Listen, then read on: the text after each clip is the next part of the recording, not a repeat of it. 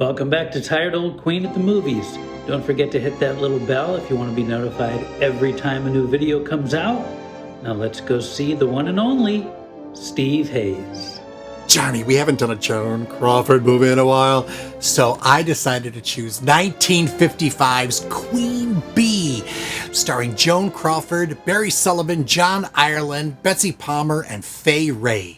As the studios were starting to dissolve in the early 50s, Joan Crawford got really savvy. She had invested in Sudden Fear and took a percentage of the profits, and it made her a fortune. You remember Sudden Fear, that wonderful suspense movie that we did on TOQ with Jack Palance and Gloria Graham, and they're trying to kill her? Well, she got an Oscar nomination out of that. So after that, she started really picking projects. She did Torch Song. Some were better than others, but I think they were pretty good. Torch Song, Johnny Guitar, Female on the Beach, and this one, Queen Bee. Now, this one, she bought the rights to the novel, and she sold it to Columbia Pictures, to Harry Cohn, under the conditions that she wanted choice of director, choice of designer, choice of co-stars, the whole deal. And he gave it to her.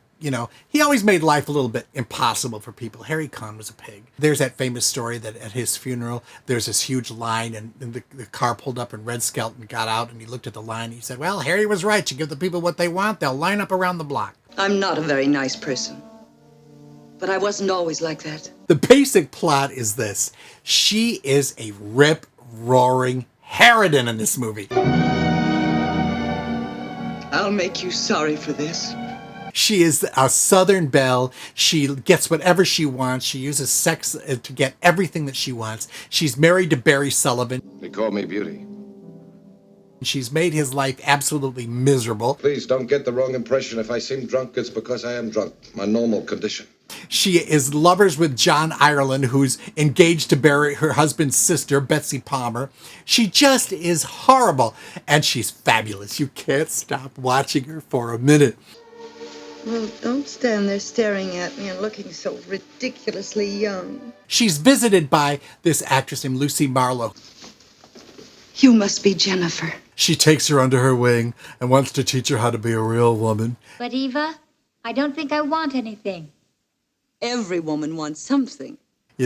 And gradually everybody in the family is trying to pull away from her because she's such a nightmare. Everybody really hates her. The Queen Bee, who stings all her rivals to death. And she can feel it, and the more she feels it, the more she wreaks havoc on them. She knows all their secrets, and she's not afraid to tell them. Carol and Judd, they're engaged, getting married. Judd's just told us this minute. Isn't it revolting? There's so many scenes I love. There's one scene where she's done something that's so despicable, and she can't stand to look at herself in the mirror, and she's looking at herself, and she's putting her makeup on, and she's got cold cream, and she looks at herself, and she goes, oh, and she wipes cold cream over the whole mirror.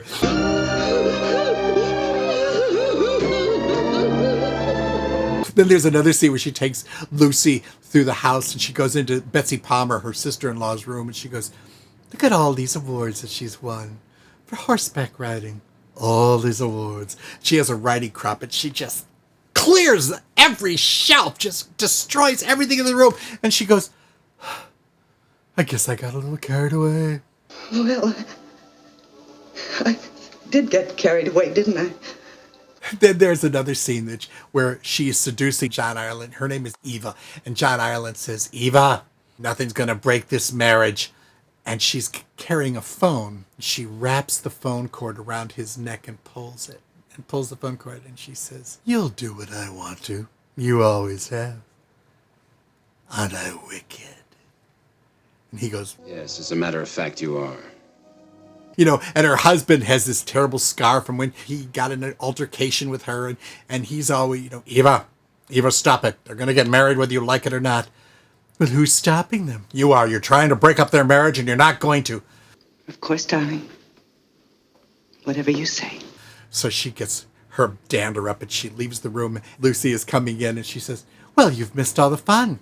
Those two are going to get married. And Lucy Marlow says, oh, I'm so glad, Eva. I couldn't be more happy. I couldn't be. Joan hauls off and whacks her across the face, just lets her have it. It's one of the best slaps ever. Oh, I'm so happy for them. I don't know what that... Joan, as I said, looks great. She was feeling her mettle. She was one of the producers of this movie. She felt like she was in control, which she always was. She had an affair with John Ireland, who was a big man on campus. I'll make you remember me.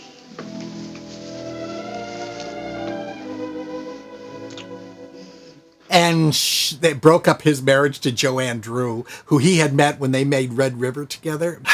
Joan broke that one. Betsy Palmer, who plays the goody-goody sister-in-law in this movie, she had done Broadway. She later became like the queen of game shows, like What's My Line and I've Got a Secret. She was on all those shows in the 50s. She was just sort of this homespun girl next door type. And later on, she got offered this part in the late 70s to play a psychopathic killer in Friday the 13th. And that's what she was known for forever after. She played Mrs. Voorhees, who stabs all of those young kids in the camp, which I had to love her for. In Friday the 13th, and she said, how did I know? This little movie made millions. She said, I had no idea. She had done Mr. Roberts. She had done, she had done Broadway. She was a really good actress. She'll sting you one day. Oh, ever so gently, so you hardly even feel it. Till you fall dead. Joan really liked Queen Bee. At that time in her life, she still looked great. And Jean-Louis designed some amazing gowns for Crawford. She looked like $1 million. And this was just before she married the Pepsi-Cola guy, Al Steele. Al, I loved Al. Just before then. If you like your Crawford good and nasty, you're going to love Joan Crawford, Barry Sullivan, John Ireland, Betsy Palmer, and Lucy Marlow in Ranald McDougall's Queen Bee. Oh! Let's all go to the lobby. Let's all go to the lobby. Let's all go to the lobby. I would smile, but I've got too much hair product on my chin. The popcorn can't be beat.